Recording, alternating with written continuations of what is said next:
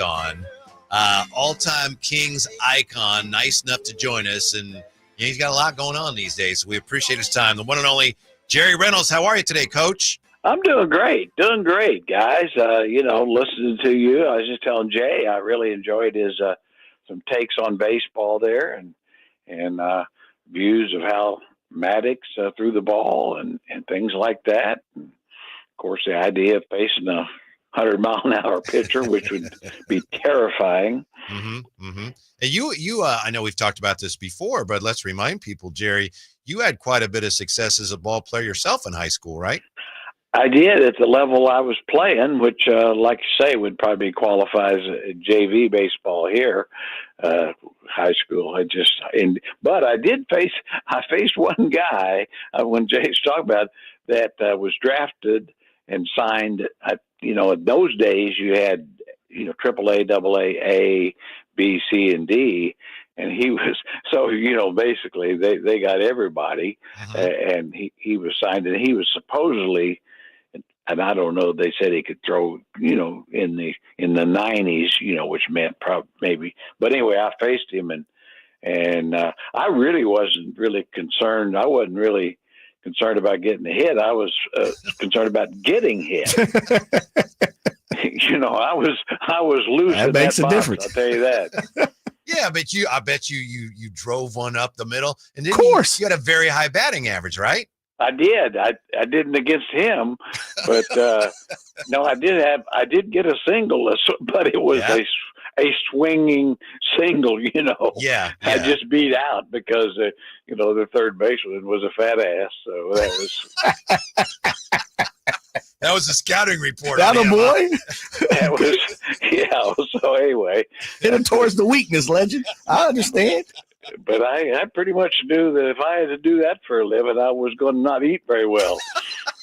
But back then, they didn't have as many teams, right? So you say, they drafted everybody, but there weren't as many teams to draft players. Right. No, and the other part of it was they really, in those days, baseball got so many of the top athletes, really. Oh, yeah. Where guys would choose to play baseball over football and basketball in those days. Legend, you look like a middle infielder to me. You're your second baseman, third baseman. Where'd you go? Through high school, I played mostly shortstop. See, middle infielder. Oh yeah, I seen it. I had honestly, I had good hands and everything, but just arm of probably a 9-year-old girl. But other than that, but accurate, right? That's right. Accurate, baby. Pepper the chest. The letters, huh? Oh my goodness. Jerry Reynolds with us. Jerry, could the Kings have the greatest summer league team ever assembled? I think there's a chance. I texted you the other night. The Celtics and Lakers, they worry about those banners for championships, but the Kings aren't. They might just get a total control of this summer league stuff. Yeah. Start hanging banners right and left. That was a nice opener. As far as those things go. Yeah, it was. The rookies looked solid. Obviously Renault was just terrific early, and certainly showed a lot of potential. And then Clifford late, I thought there again when the game was on the line, made some nice plays. So you had to like what you saw with the rookies, and obviously Carter was disappointing, but I know fans want to throw him overboard already. I like to say that's what summer league is for, and let's see how it goes the remainder of the summer league. That's what I would say. Legend, as someone that's been around the game and so many different facets of the game, when it comes to summer league, what would you or your staff or you're the front office, you being part of the front office, what would you guys employ on the players? Would it be 5 key things? Would it be one thing per player? Is it you're trying to put the infrastructure in of an offense scheming? What kind of went into the planning of summer league?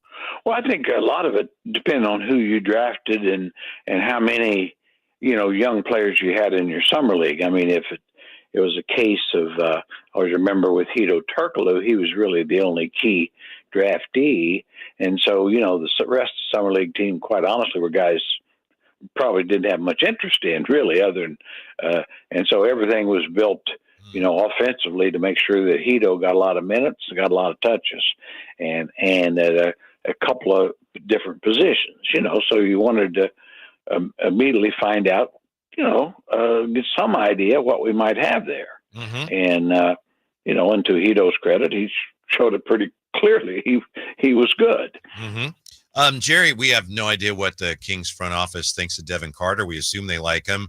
For what it's worth, Jay and I agree that he's a young asset that, you want to play the long game with him. But that said, you being, among other things, a scout, how much would it improve his chances of sticking if he can, A, shoot better, and then B, learn to play on the ball a little bit more?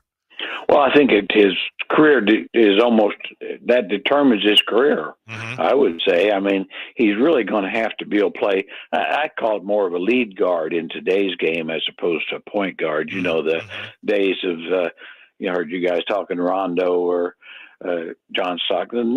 It's a different game now. Yeah, that position calls for scoring as well as leadership and playmaking, and I think for Carter at his size, doesn't mean it has to be his best position, but I think for him to have any kind of a long career, he's going to have to be able to play both guard positions, I would say, with some productivity. Joined by the legendary Jerry Reynolds. Legend, I apologize about asking you not so much as direct questions, but you're a great mind, and I want to learn from this. I'm kind of a little bit across the board with this, but as far as we're talking about a guy like Devin Carter or Max Reynard, or we're talking about Nick Clifford, and you talked about how Hito, you would give him opportunities. Leaving from the summer league, could you take anything away from the summer league where you could just really pin it into your pad and say, we really like this or we really don't like that, and this is pretty much what it is? Knowing you can always change it, but this is pretty much how we're locking him in, and this is how we believe he can play. I think really what you would come out of it with is exactly that. Some idea. You think, yeah, this guy's going to be good enough, and you never know how good or if he'd reached that. I mean, but you'd come out of it thinking, yeah, he can play. He'll be able to play. Don't know how much. Don't know if he can be a star type. Those things are, you can't know unless it's, I don't know, Blake Griffin or something as summer league or something like that just you knew was going to be awfully good. But I do think you want to come out of it in the guy's first summer league, if you've drafted them especially highly, that, yeah, you can visualize plugging them in and playing them in the regular season, and then hoping that, well, maybe, that there is more to it, that maybe they can reach, some star level. You have to be careful, though, because I always say, I always remember Spencer Hawes and Jason Thompson as rookies, and they were just marginal pros, but they had long careers, but they were outstanding in summer league. Shock and Hawes, right? Isn't that what you guys used to call them? Shock and Hawes, yeah. I sold that like a total shill, but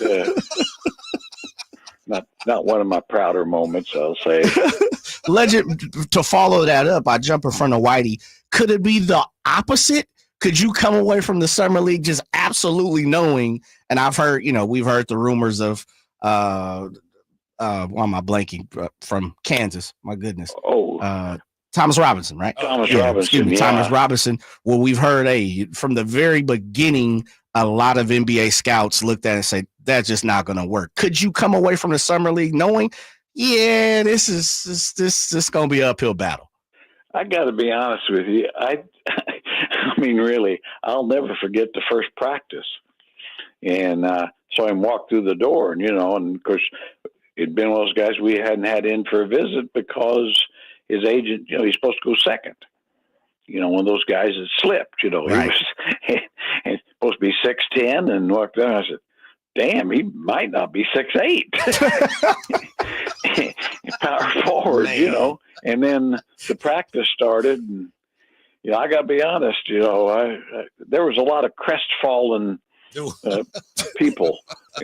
You didn't know that he couldn't play, but you knew it wasn't, you pretty well knew there wasn't a stardom there. Yeah. It's not to say, some guys get off to a slow start and they get, I think he could have, if he had understood. The one thing he could do was rebound on the defensive board. He was really a good, but he didn't want to do that. He wanted to be, Slick Dick McGick, he wanted to, and so Well, now hold on now, Jerry. He just played himself out of the league, Yeah, Slick Dick was a good player. I mean, right? Slick Dick. Yeah, well, he had his moments. Yeah, he did.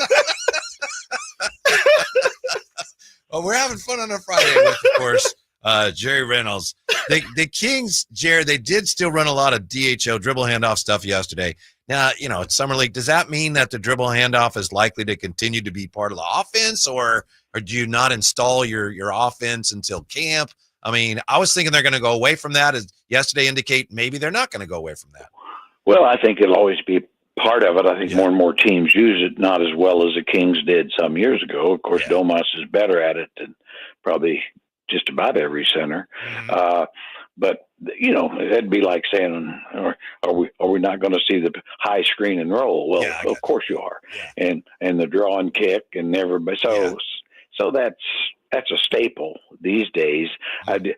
I was kind of interested as much as anything, even though it's Summer League, just to see the defensive pressure. And I thought, credit to the coaches and everything, but they were picking up, getting into guys, and that's the kind of thing you hope continues when the main guys are involved.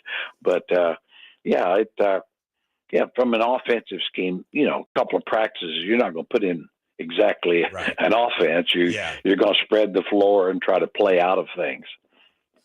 Legend, when you take a look at some of the other some of the players that played last night, I really thought Isaac Jones would try to jump off the map. Isaiah Crawford might put his foot forward. What's your thoughts on some of the others, like the Isaiah Crawfords and the Isaac Jones? I was kind of expecting more, to be honest. I thought they kind of blended in maybe more than they should have. I'd like to say I was expecting more productivity out of those guys. And here again, it's a little bit like Carter. I don't want to, it's one game. It's one Summer League game. So let's, at the end of it, when they played 4 or 5 games or maybe even 6 or something, you'll have enough minutes and stats to maybe make some sort of a legitimate opinion. Mm-hmm. And as opposed to, I just think it's too early. It's kind of like with the rookies who were good last night, but maybe they won't be when it's over, or maybe they'll just get better and better. We'll just have to see. Jerry, I got to ask you about this. There was a player on the Oklahoma City who in a Summer League game against the Nets, there was a jump ball at one end and he got the tip and he scored on the wrong basket. Have you ever, in your time as a coach, that ever happened to a player you coached? And also the player's name was Eric Reynolds. Is it any relation? Well, it sounds like some of my relatives might do. There's some slow learners back in the history of the family, but no relation. And I've seen it. I've seen it in high school several times. I don't know that I've ever seen it in college or pros. Now, having said that, if the player would get credit for 4 points scored, there's a lot of guys probably I've been around that would gladly go in the other basket if it would count for them. Remember Ricky, I think it's Ricky Davis, who went and shot at the wrong basket and missed on purpose because he wanted to get the rebound. Triple-double. Yeah, that wasn't one of the NBA's finer moments. And hey, by the way, I did hear you guys talk about Kyle Draper talking to some agents or something. Yeah. I was thinking, the only reasons that an agent would be, kind of doing something like that is probably number one, he doesn't have any offers for his guy anywhere. Yeah. Or even if he does, and it's terrible, and he's trying to, basically use whatever he can to create a little interest to kind of play one against the other. And of course, by that time, he's already figured out that Scott Perry ain't taking their calls. So it does seem, So tell Drape to keep working. No, it might. Seems like you've been a part of something like this, huh, Legend? Oh yeah, absolutely. I know those people. Let's just call them Laker agents. Yeah. Yes, they're all Laker agents when you really get down to it. Jerry, speaking of all this intrigue, would you, if you were the Kings, would you have any interest in Jonathan Kuminga at this point? Well, I would for the right deal. Mm-hmm. He's young. He's talented. He hadn't been a fit there, but he clearly could score the ball. And I mean, if in fact the Kings ever want to get younger and stuff, he's but like I say, for the right deal, the idea of trading young talent that the Kings have plus first round picks, things like that for him, I wouldn't do that. Mm-hmm. Legend, just point blank period. Who is the backup wing 3 for this team? That's a great question. I mean, it might be Nick Clifford at this stage. Wow. And he's really small for that. But I think that's really an issue. I mean, they clearly need another long wing. But, I mean, obviously Keegan can play 2 spots, but he can't play both at the same time.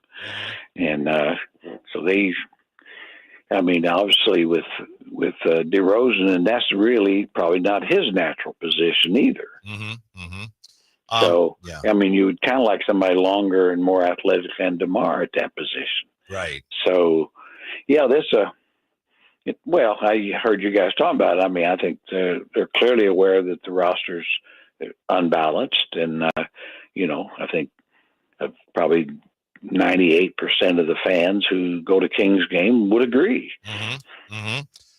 I know that Jay has his flashback question for you. Before we get to that, I don't know if you heard this, Jerry. We were talking about that poor guy on the Thunder that scored on the wrong basket, and we were talking about the most embarrassing moments that we've had in our sports careers. And I was wondering for you if it might be the time that you and your brother were in a high school game and you didn't pass it to him and your mother got angry at you. Would that be the most?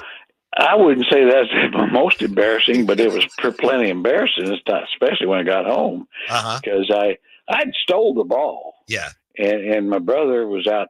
He was slightly ahead. He says he's way ahead, but it made no difference. There wasn't anybody else out there. And I just said, I stole it. I'm going to score it. Yeah. And then we got into a little sort of a tiff, a little cussing and things on the court. And during the game, right? Yeah. Oh, yeah. We didn't want to waste time. Get straight to it. If you're going to make a fool of yourself, you don't need to, waste time. And so Mom, we got home. I mean, she kind of read the riot act. I mean, pretty much at me for some reason. You made the steal, you get the sugar. Didn't that make sense to you guys? I mean, he was a sophomore. I was a senior. I was, come on. He was just, I said, you probably shouldn't even be on the varsity. This is my team. Yeah, you're fitting in with me, brother. I like it. I like where you're coming from. Yeah. Speaking of, it's funny that you went that way, Whitey. So I have two questions here. We'll start with the first one that we've been talking about, but my second one kind of has a resemblance to that, leading down to your brother and being back home. The summer league. We were talking to Henry Turner, and I remember the summer league kind of starting in the late 90s.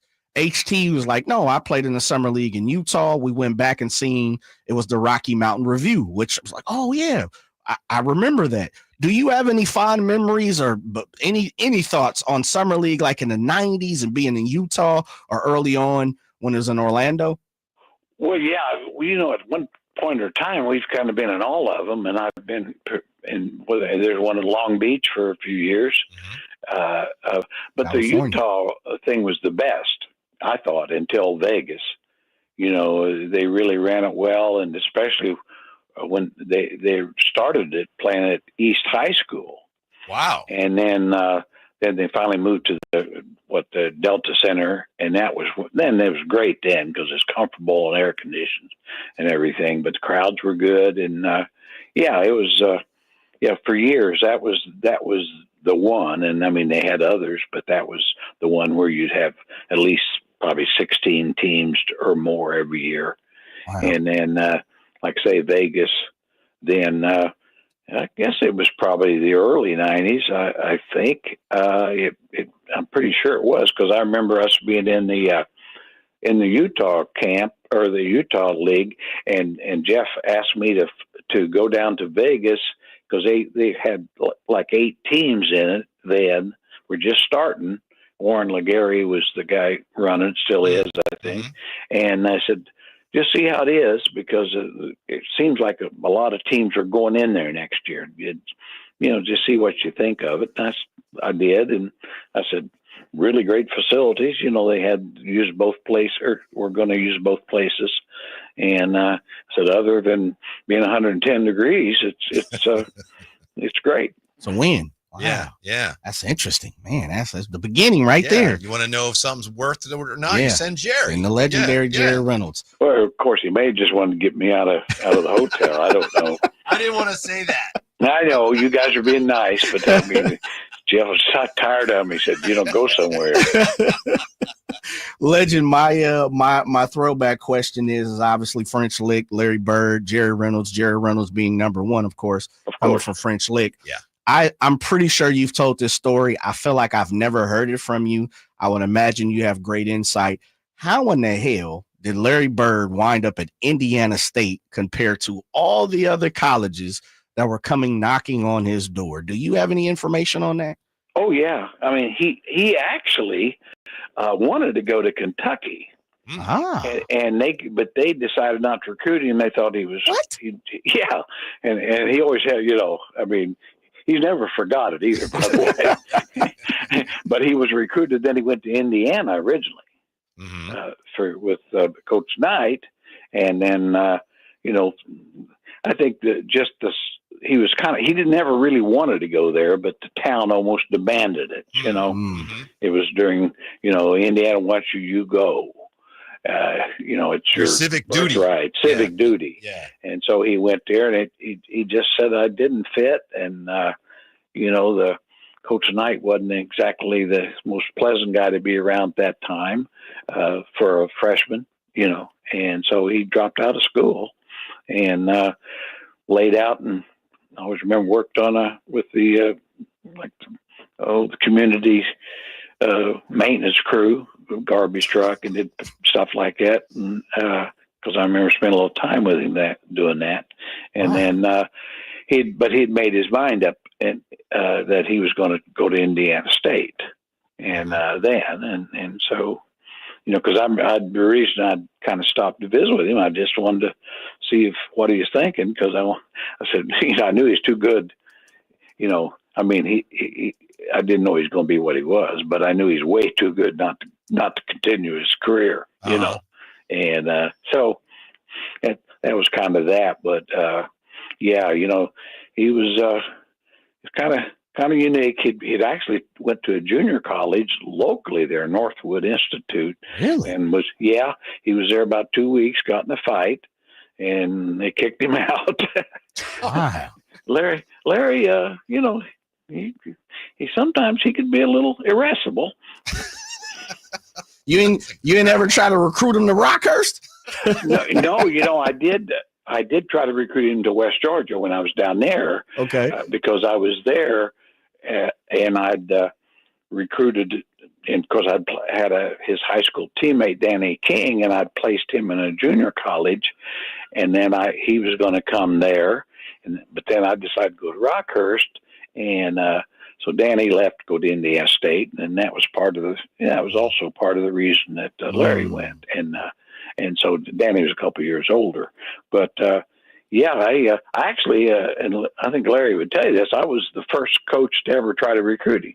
Wow. Dang. I'd sent stuff to him his junior year through my brother, a lot of recruiting stuff because he was 6'3" and 160 pounds, but I knew he was going to be good enough for us.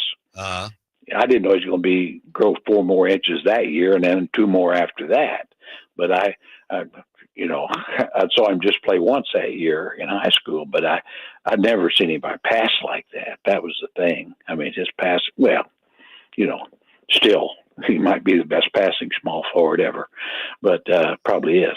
But so anyway, there's those kind of stories I could probably tell you forever. But it was, I know it meant something to him that I was the first to try to recruit him. That legendary Jerry Reynolds under the buck. Look, he was passing it through his brother. Well, if I'd have known he's going to be that good, I'd have really kissed his butt.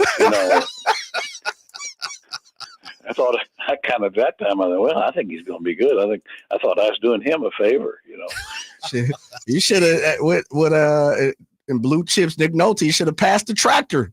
You should have sent the tractor over his way. Yeah. Well,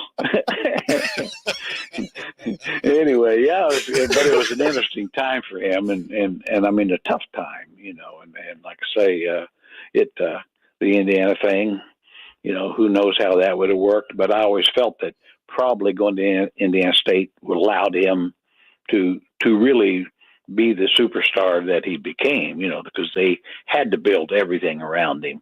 Not sure that Knight would have done that. Mm-hmm. Yeah. Jerry, I got to ask you, I know, do you have a moment? I mean, are we taking up too much of your time? No, I got no life. You know that. We've been talking this week about the 40 greatest moments in Kings history for 40 years of Sacramento. And I'm remembering that game. I wasn't here, but I've heard about it. The night where Larry came in, and it might have been the first building. I think it was Arco too. He missed a couple free throws late, and you guys won. And then I think it was after that he said Sacramento fans were the best fans in the NBA. Yeah, he missed 2 free throws. We won the game. I always tell him, I said, you really gagged on those, didn't you? And but the most important thing of that night was he had to buy the beer all night. And of course, the other side of that's the last time he ever had to. That was just and of course, I always remember him, he told me, though, too, we was, probably had 3 or 4 or more. But anyway, he told me, he said, well, yeah, we lost this one, but he said, Portland's going to pay. I may get 50 on him. And he didn't. He only got 47 or something next night. That's incredible. Thank you, Coach. We appreciate it. It's always great catching up. Always great talking to you guys, and keep the baseball stories going, Jay. I appreciate you, legend. And Whitey, you and Jay, try to keep Kyle out of the agent business. We will. We'll do what we definitely can. will. Have a good weekend. See you guys, Jerry. Yeah, we'll be back.